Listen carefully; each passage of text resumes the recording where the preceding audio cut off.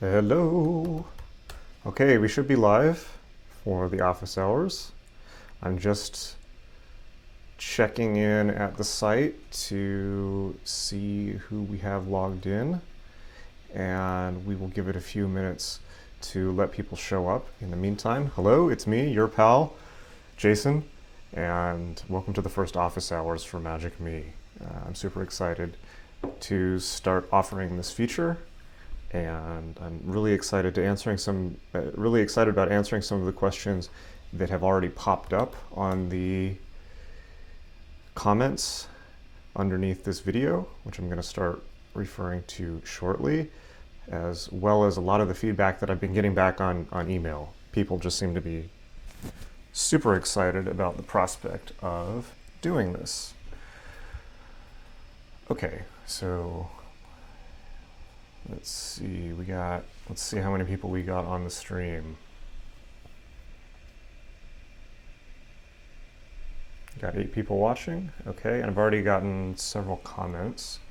So let's just give it a few seconds. And I need to find the pop filter for my mic.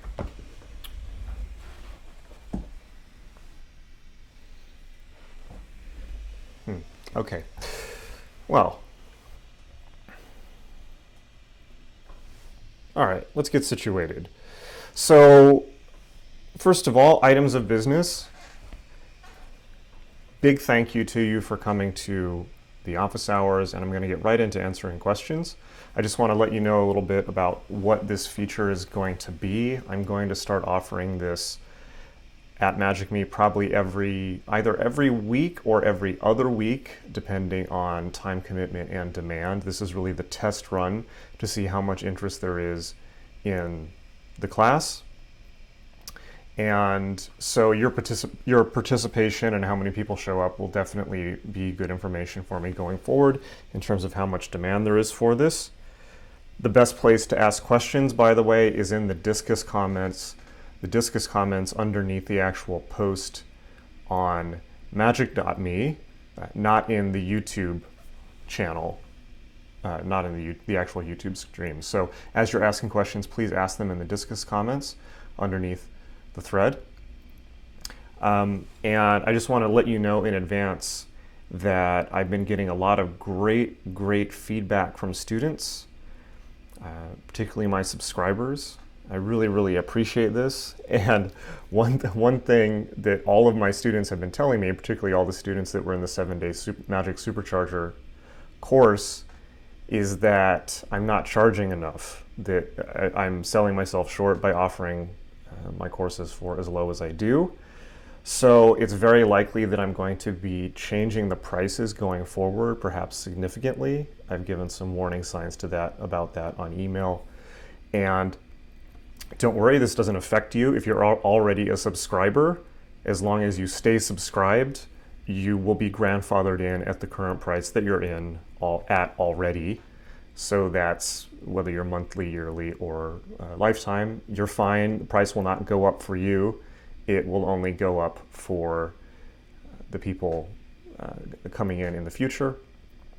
But that said, and I'll mention this again at the end, that said, this is probably the last time, the next couple weeks, possibly the next week, is really going to be the last time to get in on the yearly or lifetime prices for Magic Me. They may even double.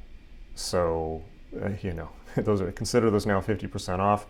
You're not going to be able to get as good of a deal on Magic Me at all going forward. And as you can see, I'm adding a tremendous number of features here. I'm going to be adding new material almost constantly. My full attention is on this site now after finishing the book, John Dee and the Empire of Angels.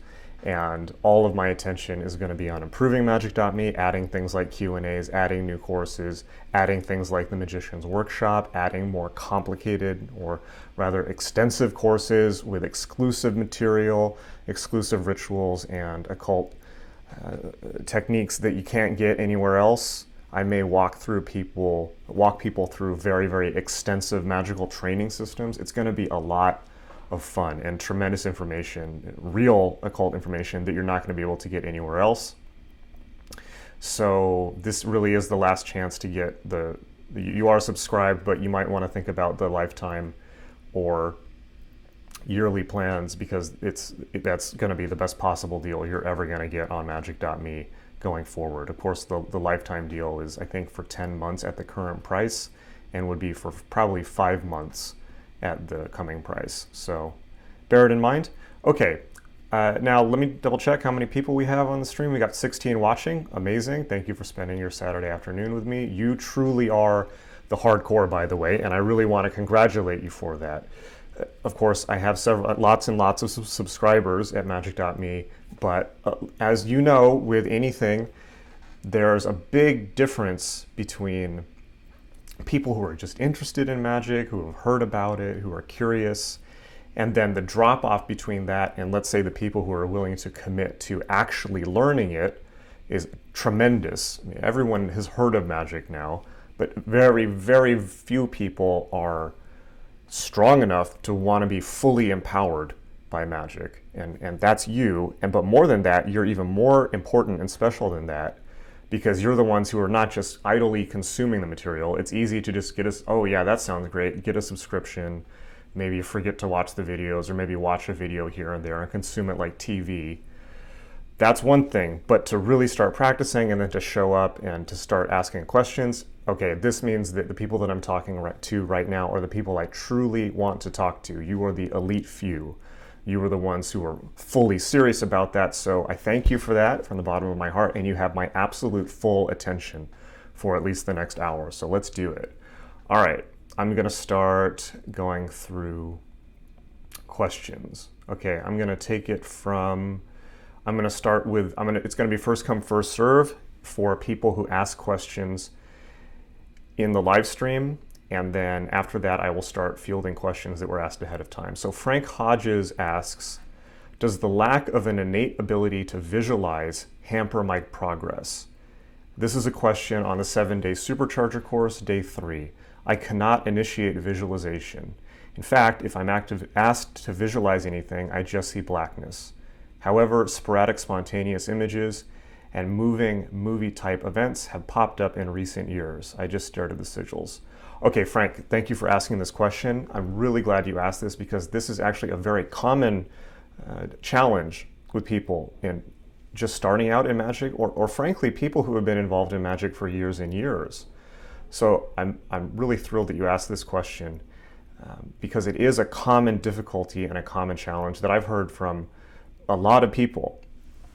Now, everyone on this call is in luck, because this is a great hopping off point to actually share a technique that I've never shared in any courses or material online, and I've never seen anyone else teaching in relation to Magic. Okay, so I'm gonna hit you with something really awesome right now. So the technique, Frank, that you wanna look into, well, first of all, let me say it's a common problem or challenge. It is not an innate lack. Some people are more visual, some people are more auditory, some people are more kinesthetic. It just happens to be the way that your individual nervous system is set up. However, there's a great technique for visualizing for people who don't feel that visualizing is a difficulty for them. So the technique is called image streaming. You can Google it, you can look it up, but it's actually very simple and straightforward. Image streaming is narrating to yourself what you're attempting to visualize as you're meditating. So let me give you an example.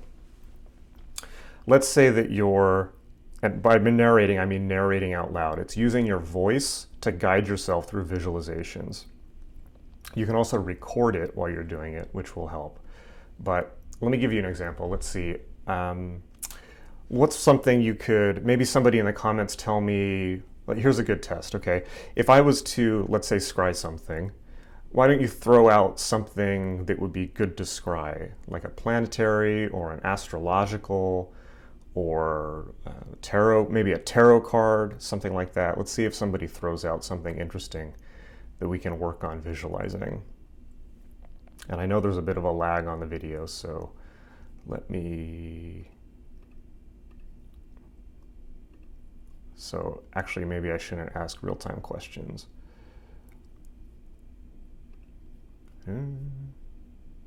Okay, I'm not seeing any comments. It may be because the lag. I don't want to leave you guys hanging. So maybe if but a challenge still stands, throw out something that you could visualize. I'm curious. Okay, but let's say that you wanted to scry into a tarot card, right? This is a standard Golden Dawn exercise. Let's say that you wanted to scry into, let's say, the Magician card, right? So what would you do?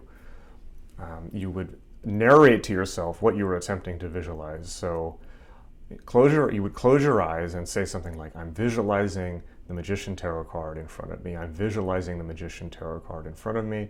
See how it pops up. And then say, okay, now I'm entering the Magician Tarot card. And then what you do is as you kind of talk your way into the visualization, you use your voice as a guidance system. You kind of do your own impromptu guided meditation, but the voice, by using your voice to command your mind instead of just your thoughts, you can get profoundly more effective results. Now here's what you do. So let's say, okay, so I'm entering the Magician Tarot card, and then you wait for thoughts or fragmentary images to come into your mind, and then all you do is you say what you're seeing. Okay, so I see a blue spark.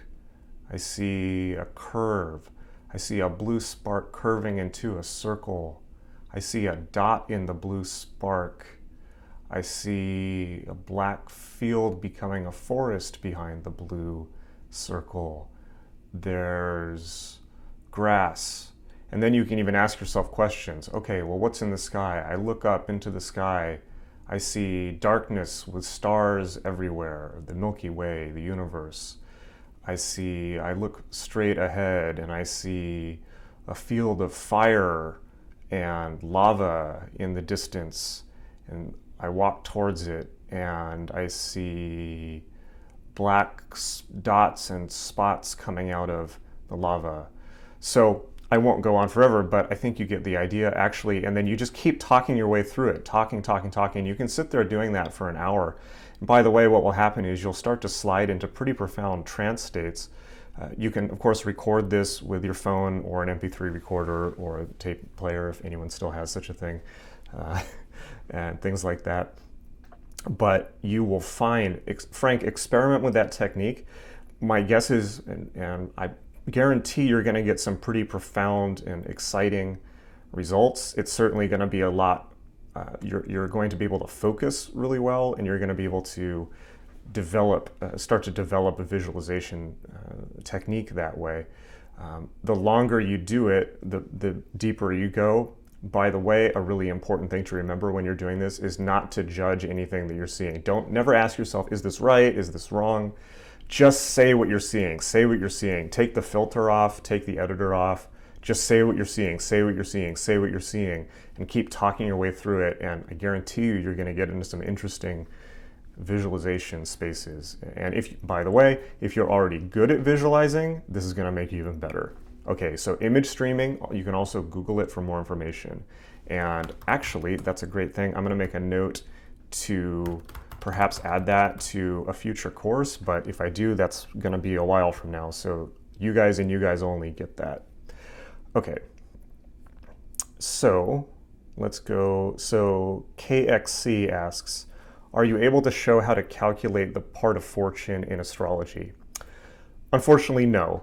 I'm not a super skilled astrologer. I've never actually been interested in astrology in a really deep way.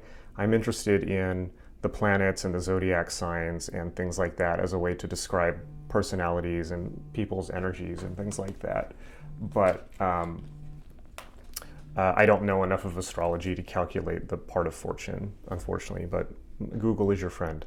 Okay, Chris Tompkins asks, hey Jason, I just have a quick question concerning banishing rituals. Prior to your classes, I would begin my meditations with a makeshift banishing bubble visualized fire circle. Do rituals such as the LBRP, that's the lesser banishing ritual, the pentagram, have more inherent power because of the energy that has been committed to them over the years? Or maybe the geometric shapes? I read one of Stephen Flower's books about a Saturnian cult, and they spoke of an established energy stream they all tap into. Just curious if this is similar with well-known rituals like the LBRP. Okay, so the Stephen Flowers book you mentioned is about the Fraternitas Saturni, which is a fairly bizarre German occult group that Crowley tried to take over in the 20s and 30s. I don't actually know a whole ton about them, but they were also connected with Eugene Grosch, who was the set designer on the 1920s movie Nosferatu. It's a very strange part of history. Okay, the real question underlying your question is, does does magic meaning rituals, gods, god forms, techniques, do any of these actually exist outside of your mind? Do do these things become deepened over time, or are they just for convenient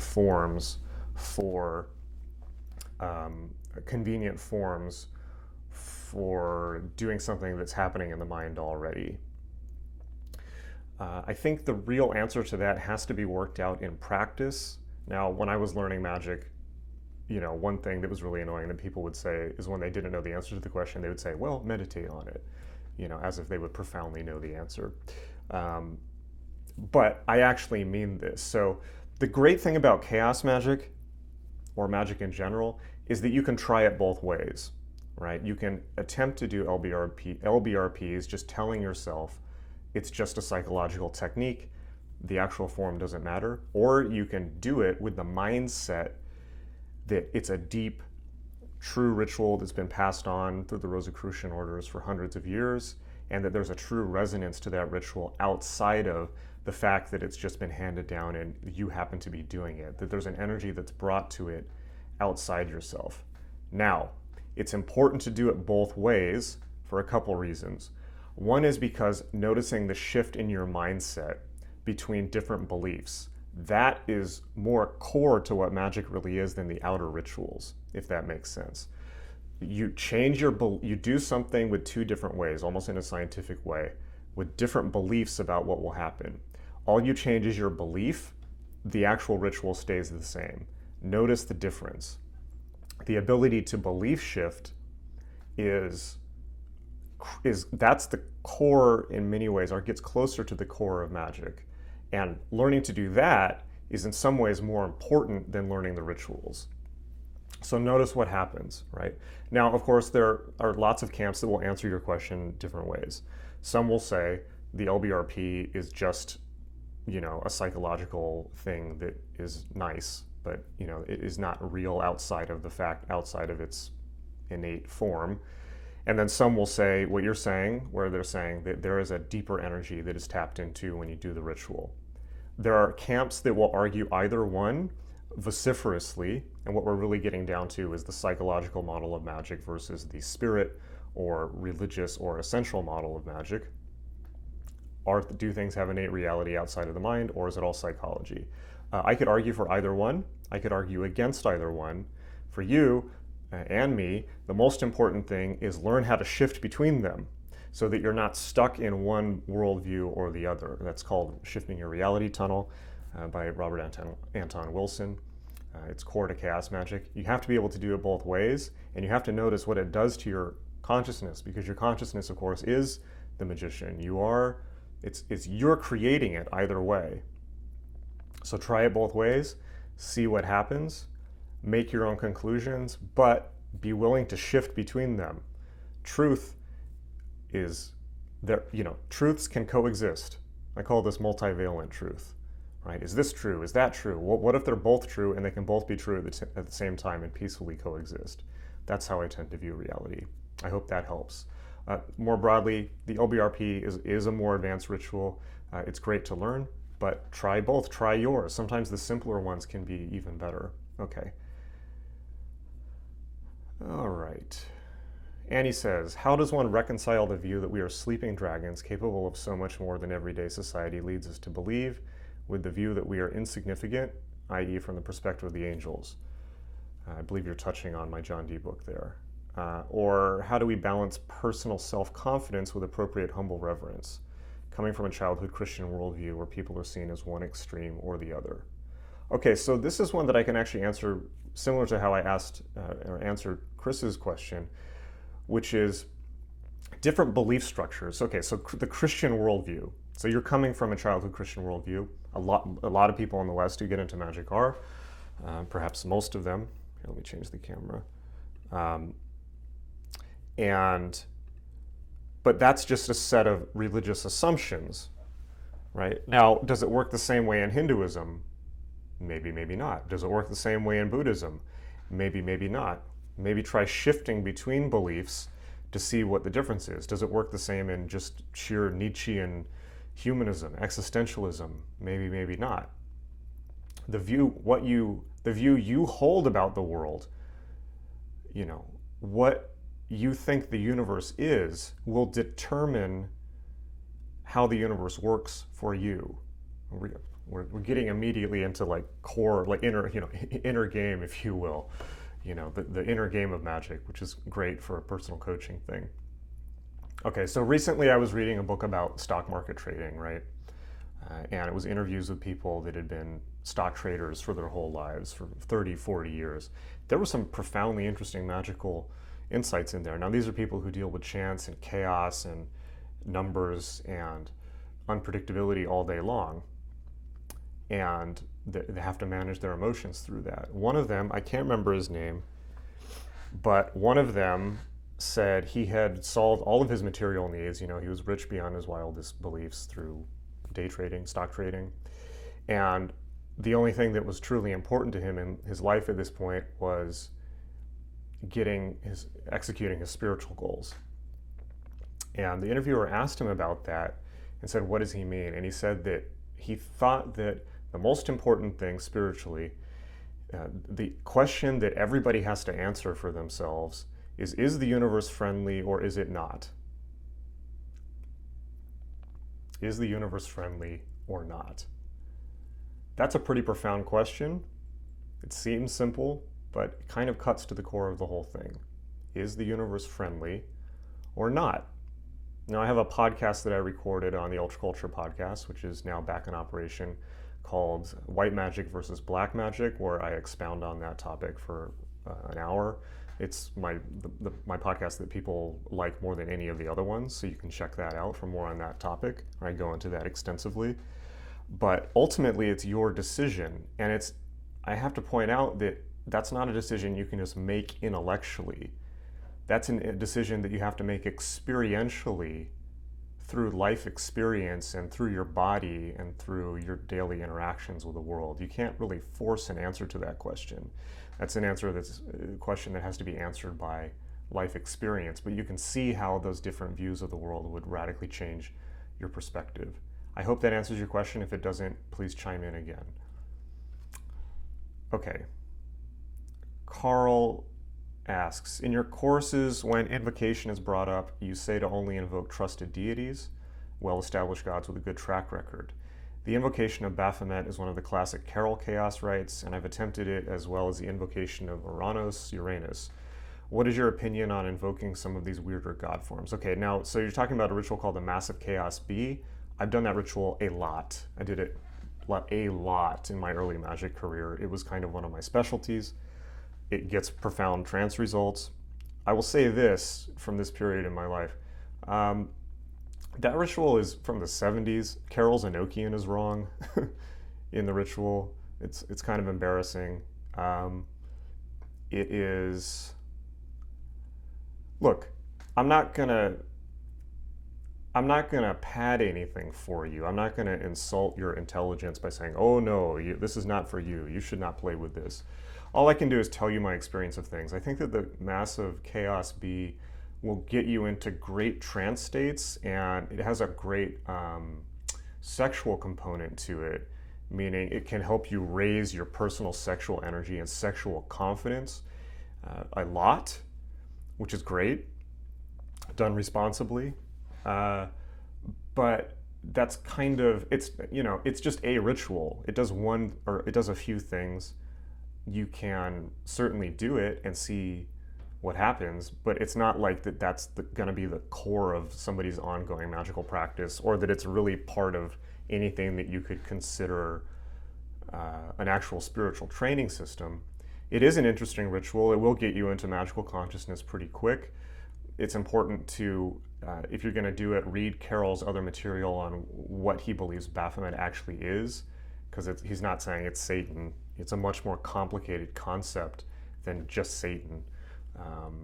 It's not really satanic at all in a way. It's really, that ritual connects you with, nature as it is, nature unveiled, as they say.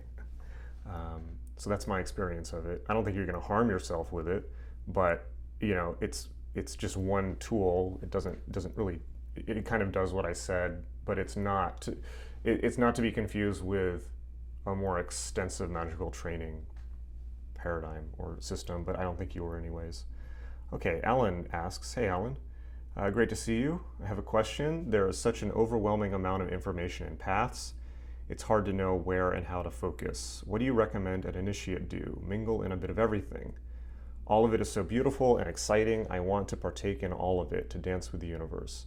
Also, what do you do to reconcile one's awakening into magic and the magical universe with the times we live in which, at least exoterically, people are burying deeper and deeper into their phones, their attention and focus being totally swayed by whatever comes fleeting by? Do you not think this has been somewhat intentionally orchestrated? And if so, what should a magician do to combat that?" Okay, let me work backward from the end of your question. So, the times we live in, yeah, utter distraction. Has it been purposefully orchestrated? I don't think that there's anyone behind the scenes pulling the strings. I think that groups of people and cultures and humanity as a whole can choose things collectively. And right now we're in the era of technology. And there's wonderful things about it. Technology gives us magical powers, if you will, beyond the wildest dreams of anything that people were writing in these old magic books or in the grimoires or theosophy or anything like that. Just the fact that I can talk to all of you from a laptop is phenomenal, right?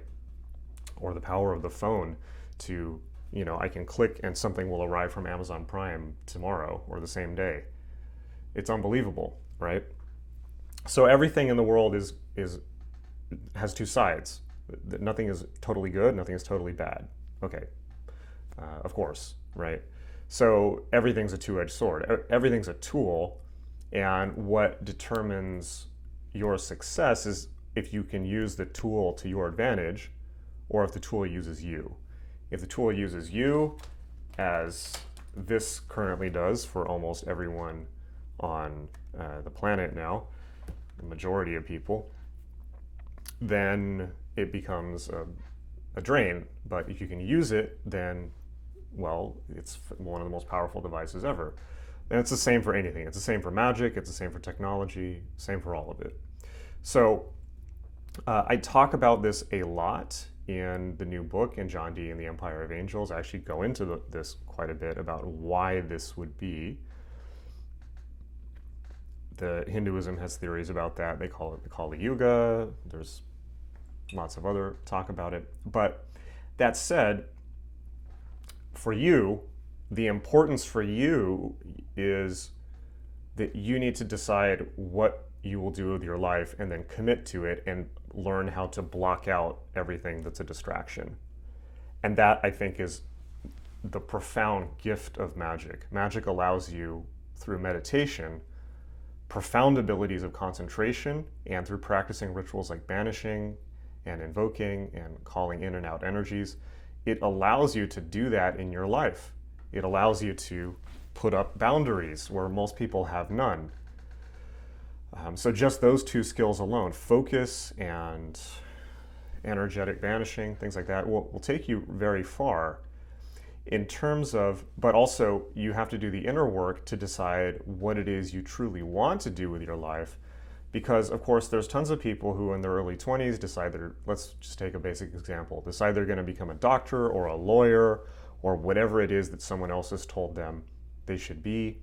And they tell themselves something like, well, I don't really want to do this, but it's not that bad, and I'm going to make a lot of money at it, and, maybe I can follow my passions on the side. Maybe I can become a musician or a writer or whatever it happens to be, actor or something like that, on the side of this career. Everyone's outside me is telling me that I should do this, so they must be right because they're, in theory, grown adults.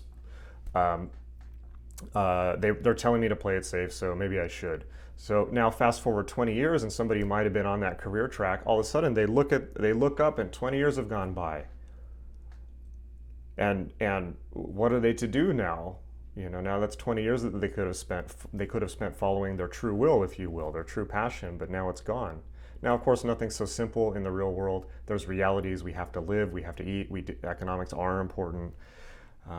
But magic very clearly tells people, the core of magic is you need to discover your true will, what you truly want to do with your life. It's going to be different for every single person. That's why magic is not a religion or a dogma. It doesn't tell you do this is what you should do, because it really is different for everyone.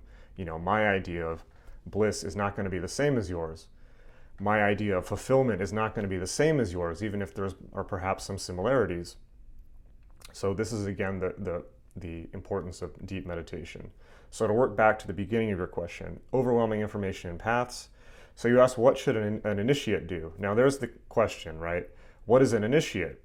So there's a big difference between a novice or a neophyte or a probationer and someone who's an initiate. To be an initiate, you have to have fully completed or at least become practiced in at least one system. So you have to at least pick one and start to go through it to become an initiate in that before you can say you're an initiate. So my advice is investigate many paths, try many paths, eventually commit to one and follow it through to the end. Now, how do you do that if you don't know what all the paths are? Now, therein lies the rub, right? So do your reading, do your research. I recommend meeting people from these traditions. Don't just read about them online. Don't just read books about them. Actually go and meet people, check out their groups, and vibe out how you feel about them. And always ask yourself, is this person living a life that I would want to live? If not, don't do that path, because you're going to end up in the same place as them, right? But that said, there are core skills to all of these paths, particularly meditation. If you are going to do anything starting out, it should be learning to hold total focus on one thing at a time, which is what I teach in magic.me. On magic.me, I teach the core skills that can be applied to any path, and I don't tell people what path to follow. I don't tell people what truth is. I just give them skills, right? I tell them, focus, learn meditation, learn ritual, learn to shift your belief in the way that we've just been talking about, so that you can learn from different paths without being stuck by any of them or in any of them. And that's the core skill. So if you're just going to start with one thing, start with meditation, because that's the core of it all. Okay, I hope that answers your question. Okay, a few more questions. I should get to some of the ones that were asked prior to the live stream also. Let's see. Mark asks, my awareness shifts between two worlds. Sometimes I see everything singing in shapes. How come I seldom meet or see any other people there in the other world like the ayahuasca people draw? I'm afraid to take it because I feel like I'm tripping half the time already. The artwork of all the trippers looks a lot like what I see a lot in real life, but where are the people? I don't get it. How do I line up the shapes so I can see better and bring more back with me? Okay, so I've never taken ayahuasca, so I can't speak to it. I've had some hesitancy about it just because, just dealing with magic is enough. What it sounds like to me is you're describing innate visionary or psychic faculties. These seem to, I don't know where they come from. I suspect they may be genetic. I have some evidence for that. For instance, psychic abilities have been at least culturally demonstrated at length to run in certain Scottish families, and they seem to be passed along in families. Not all magicians are psychics, and not all psychics are magicians. They're two different things. I will say, broadly to your question, that magic, I very much describe magic as like a programming language. It's a programming language for altered states of consciousness so that you can control, open, and close them at will and target your visionary experiences to see specific things and not the whole universe.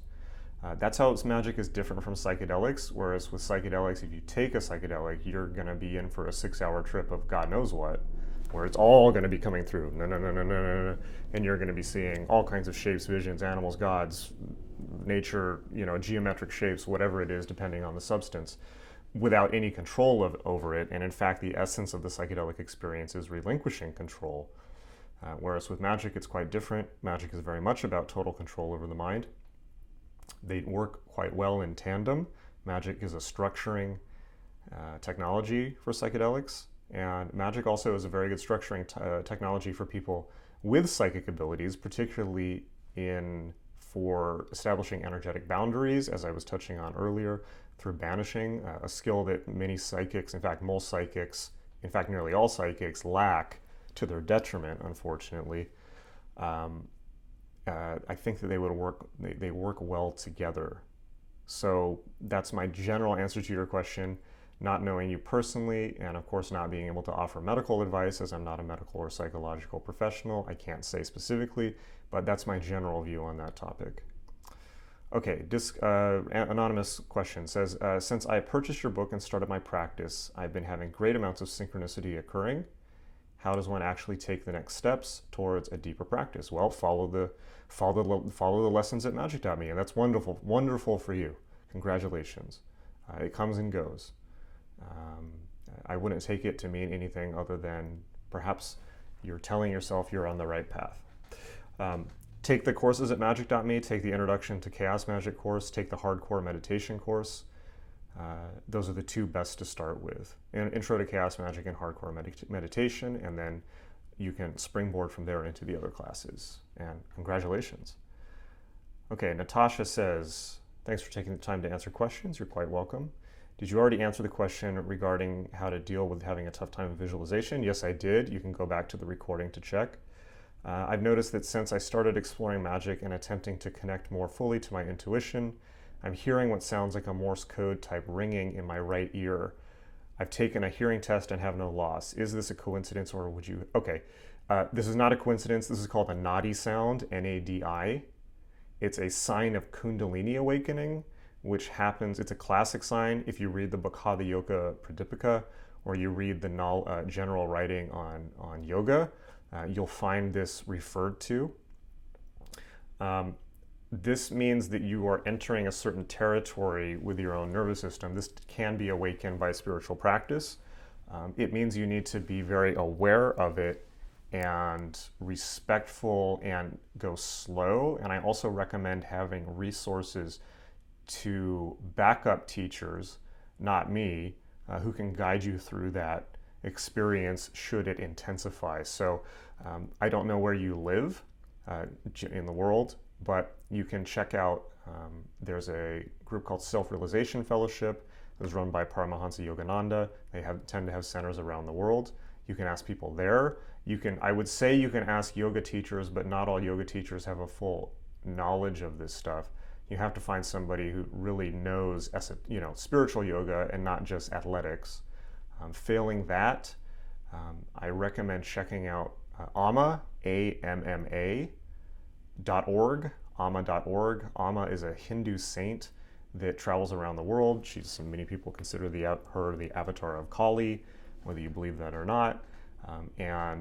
That's a good place to go to work further with that experience. Kundalini is the spiritual energy that can awaken within people when the time seems to be right. It comes and goes for some people and not others. Similar to psychic abilities, it's hard to know why or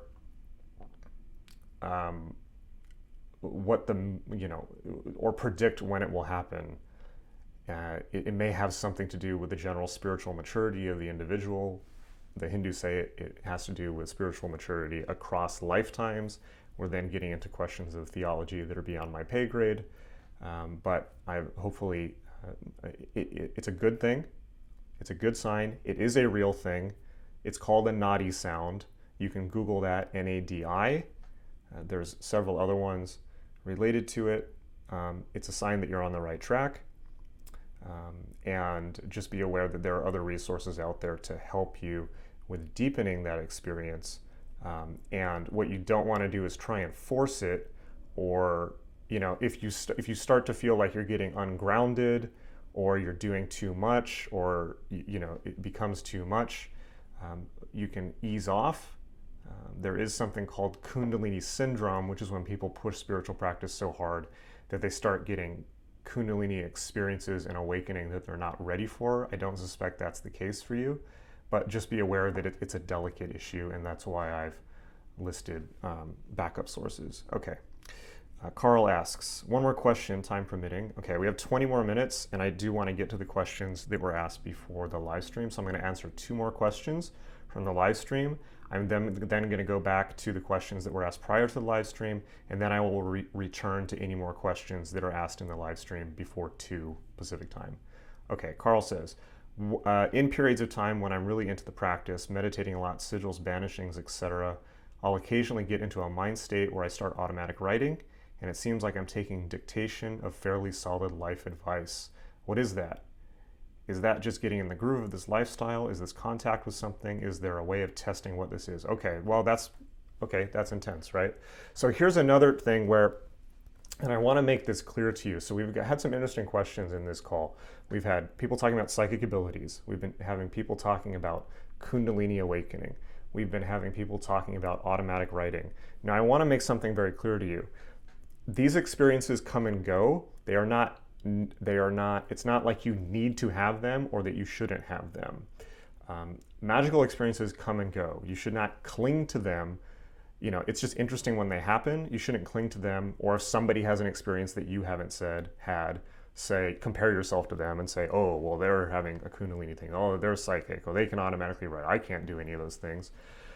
Or to even make the slip to think that these are necessary in some way or necessary stages on the path. It's important to, okay, so I need to make this clear. In the magical path, there is a set magical path of set exercises that you do and a place that it's meant to take you. That said, everyone's different.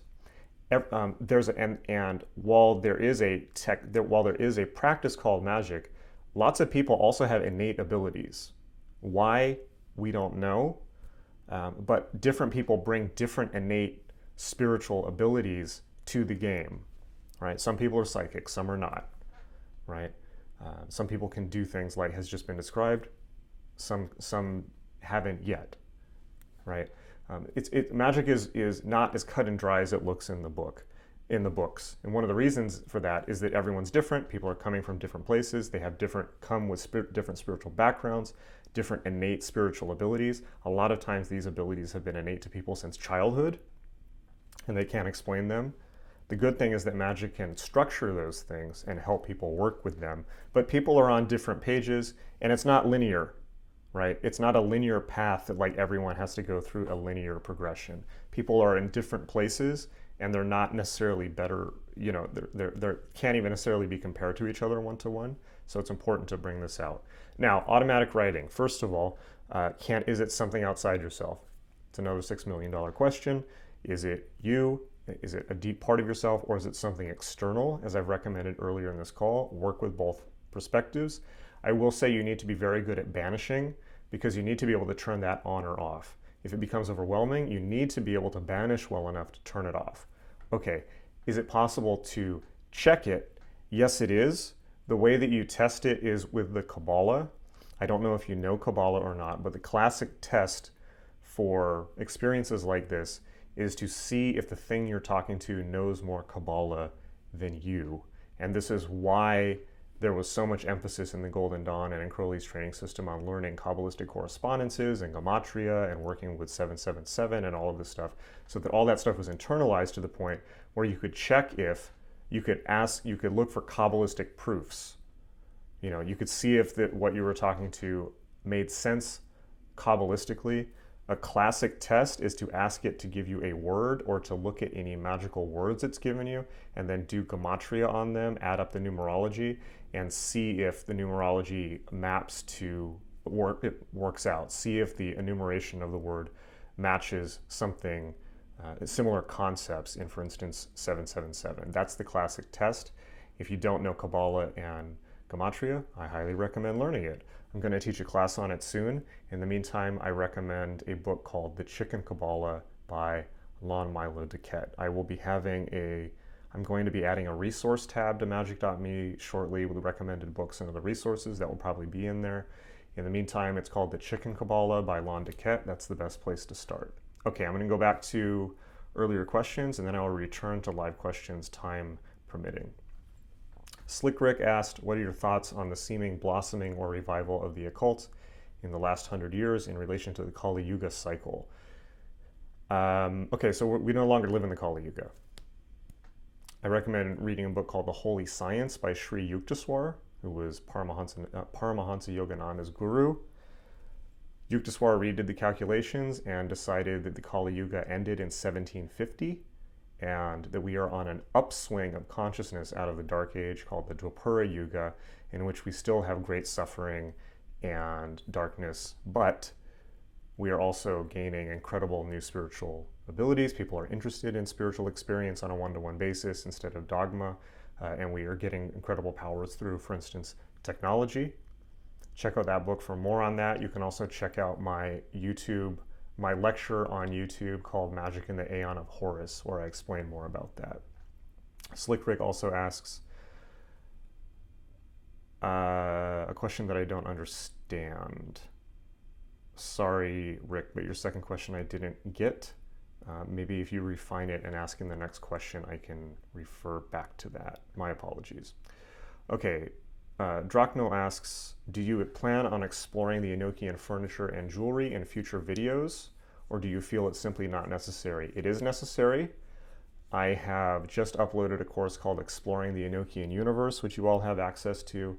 I'm waiting to see what the response to that video is like, to see if I should record more Enochian videos.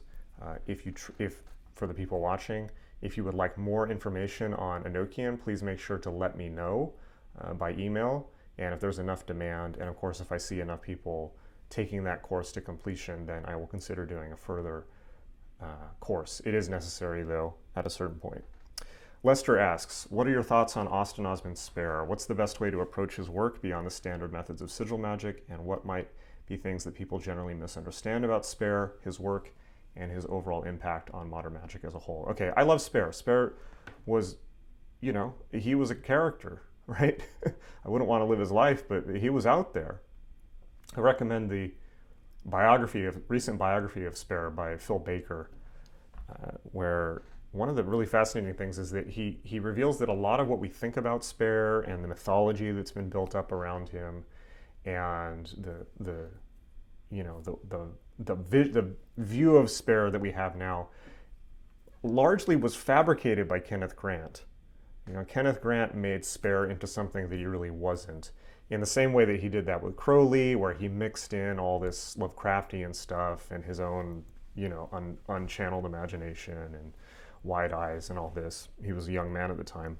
But that doesn't mean that Spare was not out there. It just means that our assessment of Spare, unfortunately, often comes through the lens of Kenneth Grant, and there was a lot more to Spare than just sigils. I recommend with any of these people, read all of his original writings. They're out there. He wasn't as nearly as good of a writer as an artist. If you want to understand Spare, spend time with his paintings. Check out his paintings, but beware, because he's not, Spare was a strange individual, and there's nothing inherently good or necessarily evil about Spare. Spare was a real magician. He was real out there. I think of Spare similar to the Aghoris from India, who live in graveyards and eat corpses and excrement and things like that to decondition themselves from reality. Spare was like that, and he was a real witch, whatever that means. So there's a lot there. Most of that has never been assessed by magic, modern magic, frankly. Chaos magic took the sigil from him, and that's kind of where they ended. They didn't fully get his theories. They didn't take on the full immensity of Spare, and Spare is scary territory at times. So Spare stuff is really for, outside of the sigil, is probably for the advanced student. That said, I do teach a lot of some of Spare's methodologies in the Magic and Art class on magic.me, so you can check that one out. But best way to approach his work is read his original writings. There wasn't a whole lot, so it won't take you nearly as long as, say, reading Crowley's writings, of which there's a tremendous amount. Okay, Element asks, what do you think is the most ethical and effective way to approach a situation where a person is abusing power and causing harm to others? Okay, frequent question comes up a lot. It depends on what they're doing. If they're doing something that, the recourse is always the real world recourse, right? Don't even go to magic. If they're doing something illegal, then respond through, legal means. If they're doing something magically harmful, then you need to ask yourself, what's more important, hitting back or using that as an example to realize that that's something that you don't want to engage in, that you're seeing perhaps a part of yourself that you would rather not have, and treat it as a learning experience. Castaneda used the phrase petty tyrants a lot. He said that in our path through life, we would often meet petty tyrants. Petty tyrant is somebody who has a little bit of power and uses it to make life miserable for the people around them. That could be a low-level sorcerer.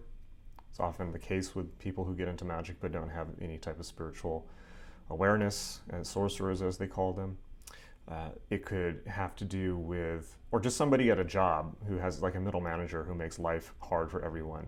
So you use this as a wonderful spiritual opportunity to develop patience and compassion, and perhaps even better, to use it as a chance to ask yourself, why am I in this situation? How can I not be in this situation? How do I focus on what I really want instead of reacting to this person? Wouldn't it be better to focus on where you truly want to be and then put your energy into getting there? This is an important experience. In fact, Gurdjieff thought this was so important that he paid people, difficult and terrible people, paid them to live in his ashram and terrorize his students. Okay, Nicole asks, what suggestions do you have for teaching children to psychically shield? Are there any resources for guiding children that are already natural mediums and or psychically gifted? My personal view on this is I would not impose my spiritual values on children at all until they're old enough to make that decision for themselves. Distinguishing between reality and fantasy is hard enough for children as it is. I'm no developmental child psychologist, but yeah. I think that generally just telling them to perhaps visualize a bubble around them that other people can't get into, and then that's their safe space. That's probably a good way to do it. Okay. And I know there was more to that question, but I want to get to everyone. I hope that covers it. Raj Magic asks, we chant in Sanskrit a text called the Guru Gita each morning. That's wonderful. I've been told it's the sound vibration and not really the translation that we do it for.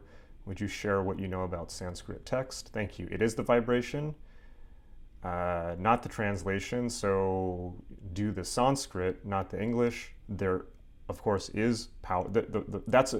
Mantra is a sonic technology, right? Those words in Sanskrit are not arbitrary. It's the same with the Enochian, right? The pronunciation matters, the vibration of the word, the sound matters. So yes, it is about the sound vibration, and that's why it should be done in Sanskrit and not English.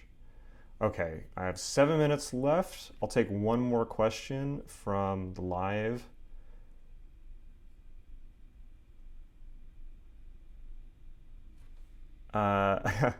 Mark asks, I like E.O. Coetting's version of LBRP online, but I don't want to present as a dark magician. What's the difference between white magic and black magic? So E.A. Coetting is a dyed-in-the-wool black magician, sorcerer.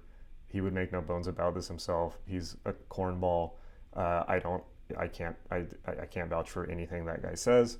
Not out of, I have nothing against him. It's just, that guy's on his own ship way out wherever he is, So I certainly, the LBRP is a very specific ritual that comes from the Golden Dawn. Do it correctly instead of Coetting's way, whatever that is, and I don't know what that is. True says, where can we learn more about sex magic? There's a good book called Modern Sex Magic by Donald Michael Craig. It's probably the best place to learn currently. He's still a great authority on the subject. Modern Sex Magic, Don Michael Craig. I will post that in my resource tab when it goes up. I may teach it at magic.me if there's enough demand. So if you're interested in seeing that course at magic.me, let me know. It's a pretty high octane technique, so I'm a bit hesitant to teach that stuff to the public, but particularly in the current political climate, but because things like it can be so easily misinterpreted. So we'll see.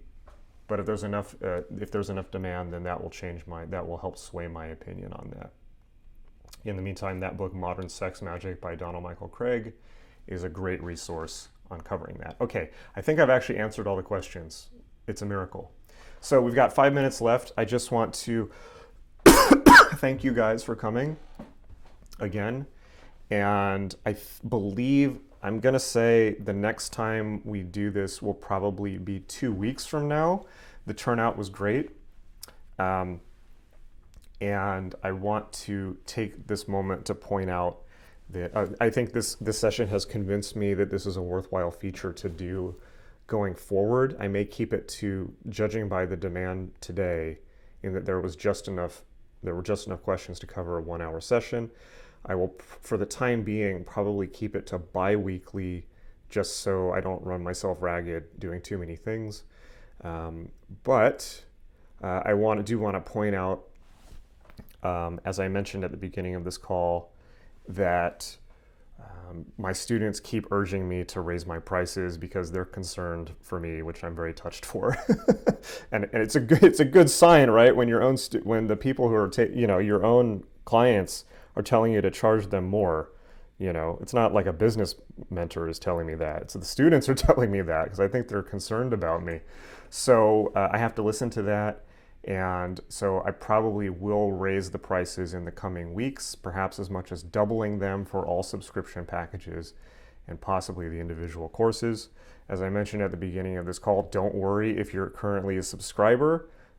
You will be grandfathered in at the current rate as long as you stay subscribed. Of course, if you unsubscribe and then decide to resubscribe later, it'll be at the new rate. But as long as you keep your subscription package, you will be grandfathered in.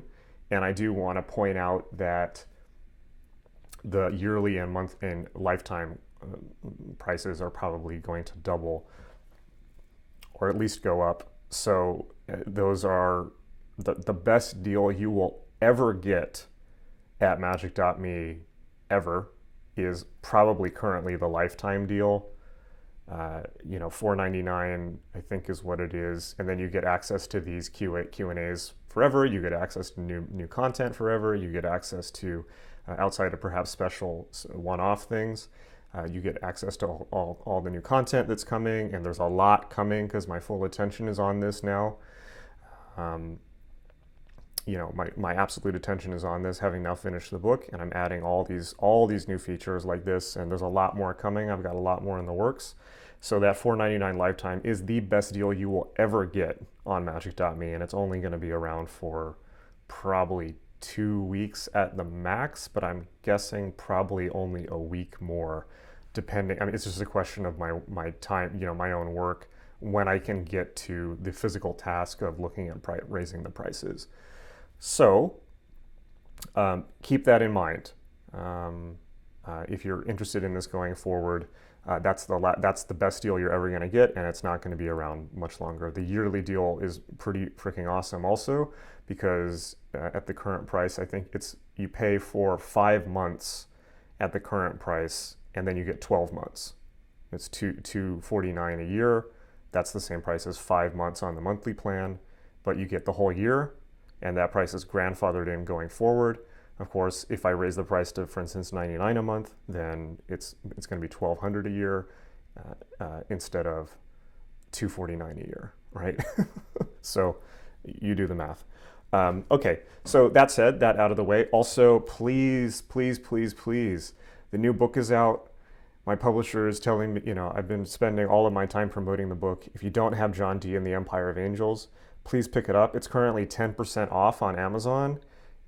People have been I have had at least 3 reviews from people saying that it's a masterpiece. That's not for me. That's what people have been saying, which I'm very honored by and grateful for and thankful for. It's amazing because what a strange book to write, right? People are just in love with that book. And if you want to get the full download, I mean, I spent 3 years doing nothing but writing that book. That is probably the most advanced, book on magic, probably and certainly in the last several years, certainly within the last few decades, in my perhaps not so humble opinion. But sometimes we have to not be humble. Okay. That's it. If you had any difficulties with this, if the sound wasn't working right, or the video was not working, or if there was anything that you think I could improve, please let me know in the comments, and then I will change that for the next one. Because I'm constantly improving what I'm doing, and I will take all of that feedback very seriously. Okay. One more thing for anyone who's still on the call. One more thing. If you want to talk to me one-on-one, I would really appreciate it. What do I mean by that? I've been talking to a few students and just asking them about their experience with Magic.me and how they think I can improve it. I would really appreciate if anyone is up for having like just a 10-minute Skype call. Maybe we can go longer, but it doesn't have to be more than 10 minutes. Just for a quick chat, what your experience has been like with the courses, the email content, the content online, what you liked, what you didn't like, what you think I can improve. I'm taking that feedback very, very seriously because I'm trying to, do the best possible, Magic.me for you, because you guys are awesome and you deserve it. So if you're up for that, if you want to do a one-on-one Skype, maybe sometime this week or even this weekend, please drop me a line. You can put your email in the Discus comments, or if you don't want that publicly available, just email me. My email is jason@ultraculture.org. You should have my email. It's the same email I use to send out all the mailings and all of that. So contact me there.